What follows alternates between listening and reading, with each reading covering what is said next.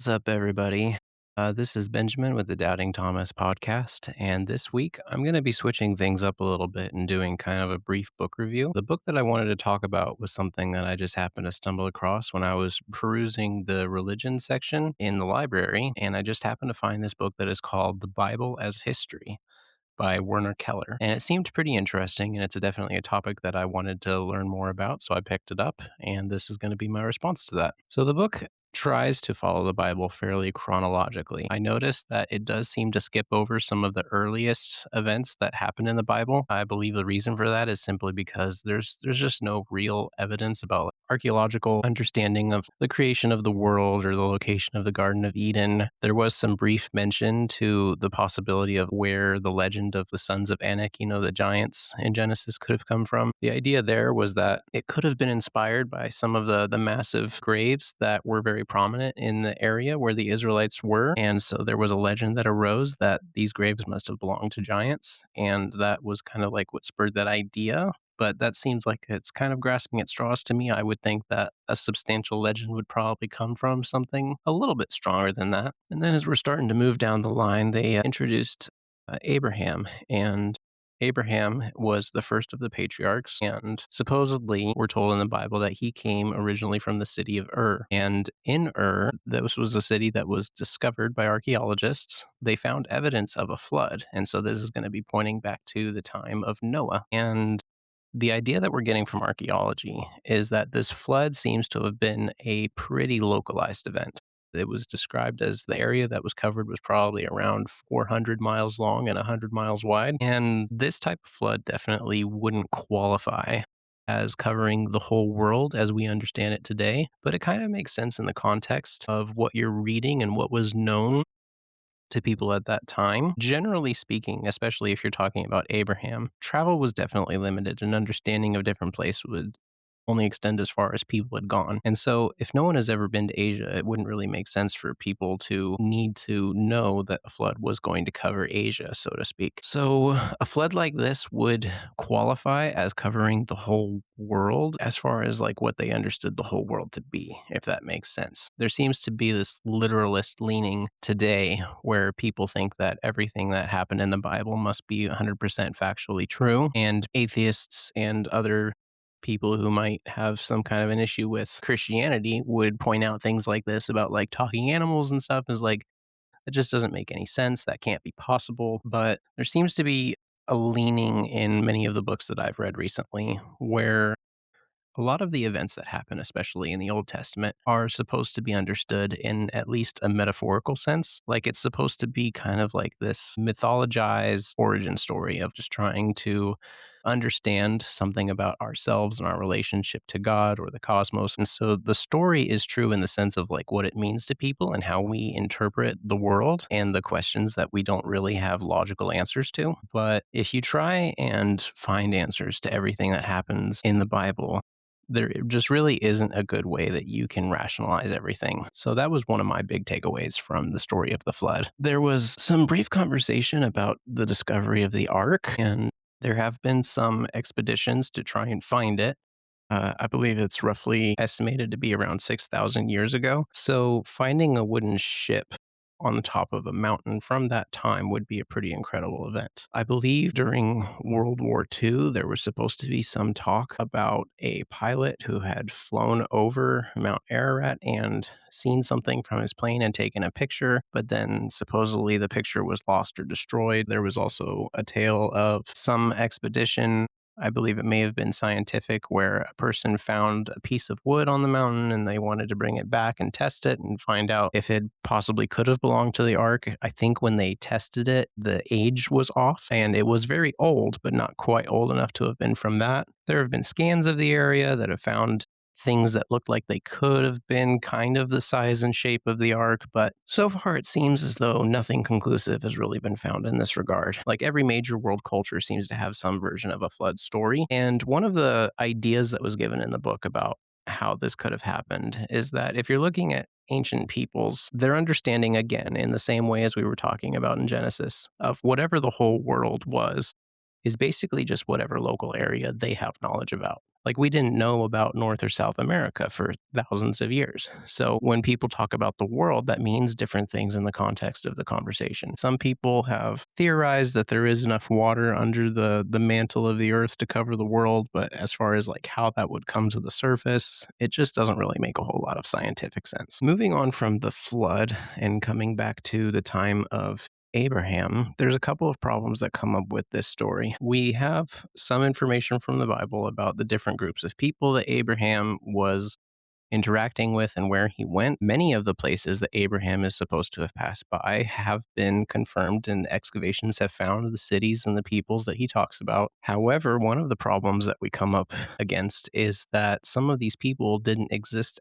at that time. So it accurately describes the people and their customs, such as the people that Abraham is supposed to have bought land from for the burial of his wife Sarah. And he accurately describes the process that they would go through for purchasing land and how that is described and what was traded. And the problem that we come up against is that that group of people didn't live in that area for at least a few hundred years until after Abraham was supposed to have been there. This kind of makes you wonder if maybe this story was being recorded at a later time with a later understanding of who lives here. Another problem that we get from the story of Abraham that has similar issues to the rationalizing about, well, this was probably written at a later time, is that there is talk about Abraham using camels to carry goods with his caravan from one place to the other. The reason why that's an issue is that we have pretty good evidence that camels were not domesticated at that time. The camels aren't mentioned by any of the other major cultures that existed at that time, and these were people who recorded everything, like the Egyptians. They've got hieroglyphics that depict all of the things that they do, and they keep records of transactions and travels and conquests, and camels just weren't really a thing. And then if you're going to dig around in that area and you're looking at the bones of the animals that you can find, the camels that we do find dating from that period usually didn't make it to full adulthood, which is when they would be used as pack animals. So the camels that we have found are not found near known settlements, and they're much younger than domesticated camels would be. And it wasn't for probably another 1,000 years until camels started to be domesticated. So this seems to be another example of a historian telling a story and thinking about, well, if Abraham traveled from this place to this place, he must have had pack animals. And what kind of animals would he have used? Well, probably camels, because that's what we use. And they wouldn't have had any way of knowing that there were no camels around at that time being used in that way. Later on, we start coming into some stories in the book of Exodus. Let's actually start with the story of Joseph. And like I was saying, the Egyptians were very keen on recording as much as possible. So you would think that if they had records of government officials and major rulings, some of the events in the Bible probably would have been recorded. But there's enough evidence, or at least suggestions in the Bible, of things that occurred in Egypt or had something to do with interacting with Egypt that you would think it would have made it into some kind of a record. But we haven't really had any evidence in very early times of any interactions with anyone related to Israel, whether that be Joseph or, Potiphar, which was mentioned in the story of Joseph, or his family that would have come later. There's no mention of a famine. There's no mention of what I would consider to be kind of like a point of pride for Egypt, that, they fought ahead and they had these storehouses prepared for the famine, and they were a source for a lot of the neighboring nations at that time, as the Bible refers to it. But there's simply no record of that, which does cast some doubt on this story of understanding like whether or not Joseph was a real person or whether any of those events happened the way that they're described in the Bible. So that's a little bit of a concern from someone who was raised Christian and was taught that, these are all things that definitely happened. After Joseph, once, the people of Israel have settled in Egypt for some time, we're given the story of Moses and the Exodus. Again, there is no story of Moses, and there seems to be some problem with the timeline as well. If the Israelites had the 10 plagues of Egypt, which don't come up in any records in Egypt, and they had their Exodus where they left Egypt, the numbers that are given in the Bible are absolutely massive. This would have accounted for a significant percentage of the people that lived in that area at the time. And there would have been a massive upset in labor if they were the slave force that they were described, you know? But we don't really see a lot of evidence of any major changes happening in Egypt at that time. The pharaoh who is mentioned in the story doesn't appear to have been ruling at that time. He probably was around at a much later date. However, some of this has been confusing from the Egyptian side. There are many instances where, in excavating, they found out that some of the buildings and monuments that were built by Ramses probably were actually built at an earlier time. But because Ramses wanted to have this distinction of being the greatest pharaoh of all time, there were occasions when there would be something built and he would put his name on it to make it look as though it was something that he did. He wanted to claim that everything that was built in Egypt was basically done by him, at least everything that he could get away with doing that with. He wanted to look very good in history's eyes. So there are some issues there. We can't really trust everything that Egypt says, but it does seem strange that there would be so many gaps, at least when it concerns Israel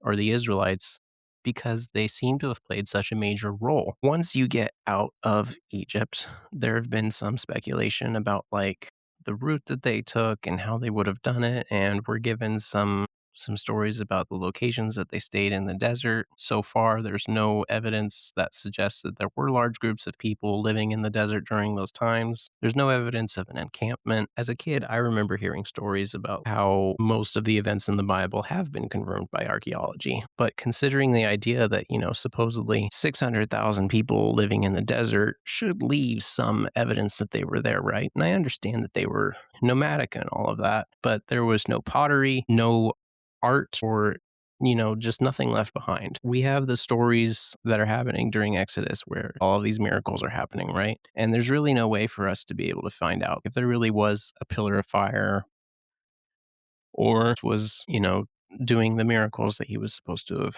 done. But there are some theories about some of the things that have happened that seemed generally a little far fetched for me, like the first being the burning bush. It was suggested that there is a bush that is native to that area that secretes this oil that is actually flammable.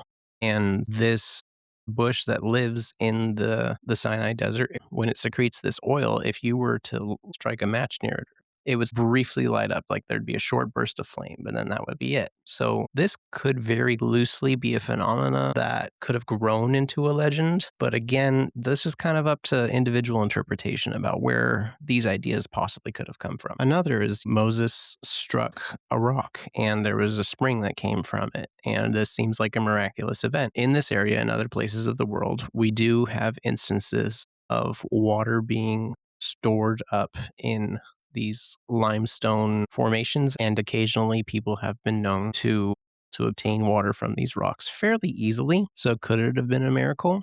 It could have been. And if this were some kind of a retelling of a story that grew over time, it may not have been all of that miraculous from the start. And Moses struck a rock in anger and water came, and then it became the providence of God. We're also told in the story of Exodus that God provided for the Israelites with birds that fell from the sky, manna from heaven that would appear on the ground. And there have been some suggestions for this as well. There is a mass migration of quail that goes through the area at the same time of year that the Israelites were supposed to be passing through. And these quail would have been very, very tired from having to cross over the mountain range that is just nearby. And they're completely exhausted when they get to the other side, and they will just sit or stand and people can just come and pick them up. And this happens every year to this day. The manna also appears to be sort of a phenomenon that still happens.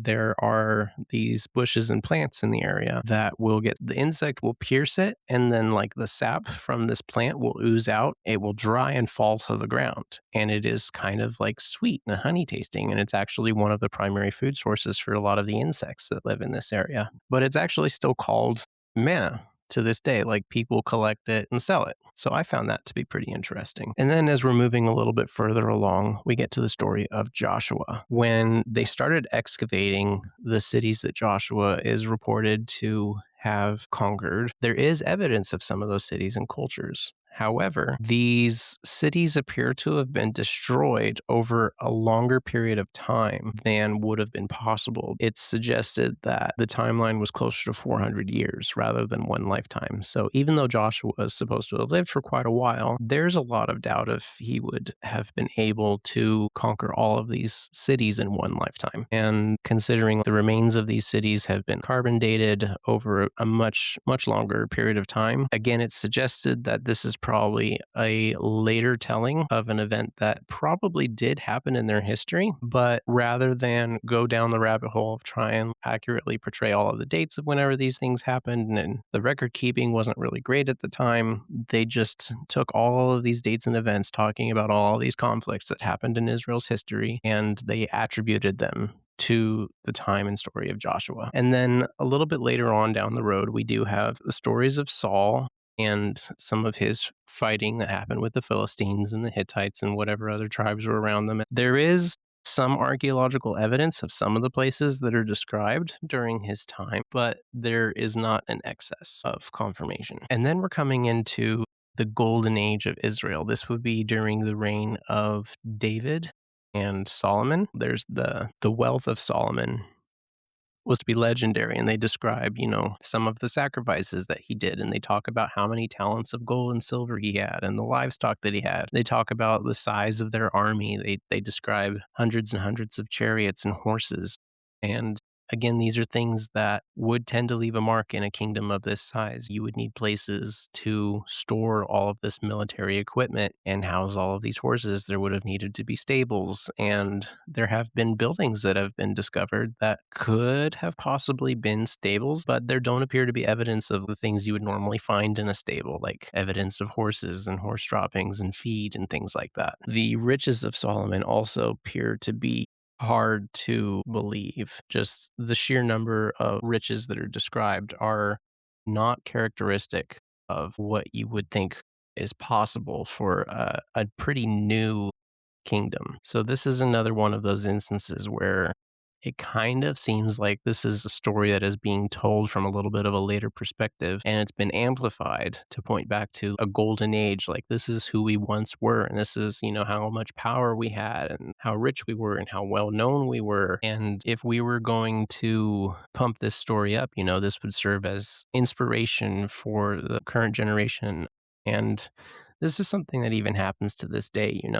We have these stories about some of the more recent generations before us, and we talk about all of the amazing things that they did. And there's nuggets of truth to a lot of those stories, and some of it really is amazing, but I think a lot of it ends up becoming something of a legend, because stories tend to always get bigger with time. And if there was a certain goal that a government wanted to achieve, then they may need to perpetuate some sort of a story like this in order to inspire their people. So that's one of the theories that could have been involved. It does seem like David and Solomon were probably real people, but whether or not their kingdoms were of the magnitude that the Bible says, there's a lot of doubt there. There seems to be a significant amount of evidence that very large portions of the Old Testament were written during the reign of Josiah around 600 BC. But that would have been hundreds of years before most of the events that are described, if not thousands, when you get back to descriptions of the events of Genesis and Exodus. There is a description about a book of the law that was discovered during his reign, and some people have theorized that potentially this and many of the events that were described in it could have been compiled by the head priest who is supposed to have found it. There's no mention of exactly which book this is talking about, but there is a belief that perhaps these writings could have been woven into many different parts of the Old Testament. Once you start getting into some of the stories of the New Testament, there isn't a great deal that can be said archaeologically just because it was such a short period of time, and there isn't really a lot of doubt as to where these places were. These are all things that are just generally understood. The events are kind of like a microcosm, and we can look to other stories to validate what happened, like the historian Josephus is often referenced. The thing that is hard to really get into is whether or not Jesus rose from the dead. And one thing that was mentioned in this book is the Shroud of Turin, which you may be familiar with the story that there was something found that seemed to have like the general imprint of a human body, and it had the markings on it that would show the bleeding patterns of a person who was crucified. And this was attributed to potentially being the burial cloths that Jesus would have been buried with. The Shroud of Turin has been dated, and the dating appears to have been relatively close, I believe, to the potential time. The only issue here is just that there's no evidence who it would have been belonged to. Right. So while it is an interesting historical artifact, was the Shroud of Turin belonging to Jesus or just some other person who was crucified? There's just really no way to say. So I came into this thinking that, this book was probably going to have a little bit more positive evidence, so to speak, just based off of the title, the Bible as history. And a lot of the wording was sort of suggestive to say that, it really is incredible. So many of the names and the places that are in the Bible have been confirmed. Like these were real places, these were real people. However, it also points out that there are a lot of problems. And this is something that I was never told of in the church or in any of the Christian settings that I grew up with. I've always been told that the Bible happened the way that it says it happened. And archaeology doesn't disprove anything that happened in the Bible. But that doesn't really seem to be the case. If any of you guys know where I might be able to learn a little bit more about this topic, have some more modern interpretations, or know of any discoveries that have happened, I'd be very interested to learn more about it. This book was published a while ago, and so I'm sure there have probably been some more developments. And it's definitely something that would be worth continuing learning about. So let me know what you guys think about this. And yeah, until next time.